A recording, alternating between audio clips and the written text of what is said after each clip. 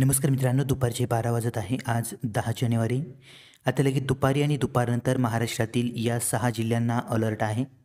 काही ठिकाणी विजांच्या कडकडाटासह मध्यम, तर काही भागामध्ये जोरदार, तर काही ठिकाणी हलक्या ते मध्यम पावसाची शक्यता आहे.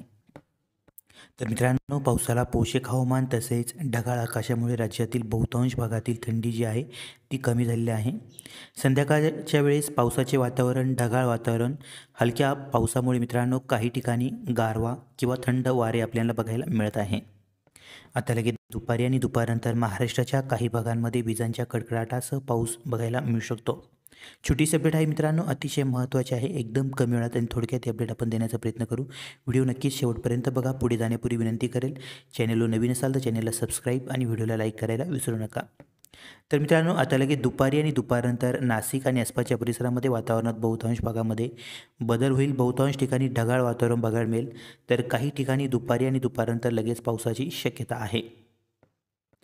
त्यामध्ये आपण स्क्रीनवर बघू शकता नाशिकच्या आसपासचा परिसर, त्यामध्ये इगतपुरी, राजूर, सिन्नर या परिसरामध्ये दुपारनंतर हलक्या पावसाचे वातावरण निर्माण होण्याची शक्यता आहे. ठिकठिकाणी हलका पाऊस बघायला मिळेल. तसेच इकडं निफाड, येवला, कोपरगाव, वैजापूर या परिसरामध्ये तुरळक भागामध्ये जोरदार पावसाची शक्यता देखील नाकारता येणार नाही. विजांच्या कडकडाटासह या परिसरामध्ये पाऊस बघायला मिळू शकतो.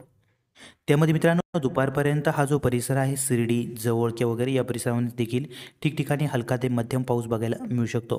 दुपारनंतर बऱ्याच ठिकाणी पाऊस वाढणार आहे. त्यामध्ये उत्तर भागातील वैजापूर आणि आसपासच्या परिसरामध्ये विजांच्या कडकडाटासह पावसाची शक्यता आहे. एखाद्या ठिकाणी या पावसामध्ये जोरदार वारे देखील बघायला मिळू शकतात. या व्यतिरिक्त मित्रांनो, येवला तसेच आसपासच्या भागामध्ये हलक्या स्वरूपाच्या पावसाची शक्यता आहे. निफाड, मनमाड, वणी या परिसरामध्ये देखील बहुतांश भागामध्ये ढगाळ वातावरण बघायला मिळेल. तुरळक ठिकाणी किंवा ठिकठिकाणी हलक्या पावसाची शक्यता. मालेगाव, धुळ्याच्या आसपासच्या परिसरामध्ये ठिकठिकाणी हलक्या पावसाची शक्यता आहे. त्याचबरोबर मित्रांनो, दुपारनंतर नगरच्या पश्चिम पट्ट्यामध्ये देखील काही ठिकाणी हलका पाऊस बघायला मिळू शकतो. तसेच पुण्याच्या पश्चिम भागामध्ये देखील हलक्या पावसाची शक्यता आहे. खोपोली, खेड, जुन्नर या भागांमध्ये देखील पावसाची शक्यता आहे. दुपारी आणि दुपारनंतर मुख्यत्वे करून हा जो पट्टा आहे मित्रांनो, उत्तरी पट्टा, या परिसरामध्ये बऱ्याच ठिकाणी हलका ते मध्यम स्वरूपाचा पाऊस बघायला मिळेल. हा नागपूर जिल्ह्यापर्यंत, नाशिकपासून तर नागपूर जिल्ह्यापर्यंत, नाशिकच्या आसपासचा परिसर, सिन्नर, येवला, कोपरगाव, तिकडं मालेगाव, जळगाव, त्याचबरोबर अमरावती विभागातील बुलढाणा, अमरावती, नागपूर या परिसरामध्ये बऱ्याच ठिकाणी हलका ते मध्यम पाऊस बघायला मिळेल. नाशिकच्या आसपासच्या परिसरामध्ये तुरळक ठिकाणी किंवा एखाद्या ठिकाणी मध्यम किंवा जोरदार पाऊस विजांच्या कडकडाटासह बघायला मिळू शकतो. हे वातावरण मित्रांनो विखुरलेल्या स्वरूपात असल्यामुळे हा पाऊस सर्वत्र बघायला मिळणार नाही. ठिकठिकाणी पावसाची शक्यता आहे. या व्यतिरिक्त पुण्याच्या पश्चिम भागामध्ये दुपारनंतर पावसाची शक्यता आहे. सातारा, सांगली, कोल्हापूर आणि सोलापूर या भागांमध्ये ढगाळ वातावरण बघायला मिळेल. विखुरलेल्या स्वरूपात तुरळक भागामध्ये संध्याकाळपर्यंत सातारा, कराड, विटा, वडूज तसेच कोडोली, सांगली या परिसरामध्ये तुरळक ठिकाणी हलक्या पावसाची शक्यता आहे. पंढरपूर आणि आसपासच्या परिसरामध्ये संध्याकाळपर्यंत तुरळक ठिकाणी हलका पाऊस बघायला मिळू शकतो.